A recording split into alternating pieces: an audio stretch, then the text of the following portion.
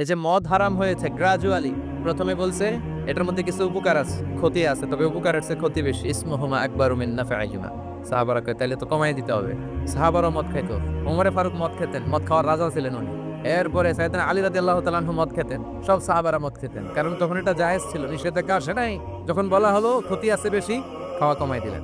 এরপর একবার সাইয়েদনা আলী রাদিয়াল্লাহু তাআলা আনহু মদ খেয়ে নামাজে দাঁড়াইছে, আর এরকম মাতলামি করতেছে, আর পড়তেছে আ'বুদু মা তা'বুদুন। লা আ'বুদু মা তা'বুদুনের জায়গায় মাতলামের সেটা কি পড়ে? আ'বুদু মা তা'বুদুন। লা আ'বুদু মা তা'বুদুনের অর্থ হলো, ও কাফিরেরা, তোমরা যে মূর্তির পূজা করো আমরা ওটার পূজা করি না। উনি লা বাদ দিলে অর্থ হয়ে গেছে তোমরা যেটার পূজা করো আমরা ওইটারই করি। ভেজাল আছে না নাই? এখন নামাজের পরে সবাই যে ধরছে বিশ্বনবীরে, দেখেন আপনার জামাই কি করছে। তখন আয়াত নাজিল হলো লা তাকরাবুস সালাতা ওয়া আনতুম সুকারা। মদ খাইও, তবে মদ খেয়ে নামাজে দাঁড়াইও না। তখন 5টা টাইমে মদ খাওয়া নিষেধ হয়ে গেল, কারণ নামাজ কয় ওয়াক্ত? 5 ওয়াক্ত খাইতে পারো না, রাতে ঘুমানোর আগে একটু খায়। এরপরে আল্লাহ ইন্নামাল খামরু ওয়াল মাইসির ওয়াল আনসাব ওয়াল আজলাম রিজসুন মিন আমালি শাইতান ফাজতানিবুহু। এরপর চিরকালের জন্য মদ জু আল্লাহ হারাম করে দিলেন। আল্লাহ একবারে হারাম করলে ভয়ঙ্কর অবস্থা হতো, আল্লাহ ধীরে ধীরে হারাম করলেন। তো যারা এই জর্দা সিগারেট খান তারা আস্তে আস্তে কমাবেন।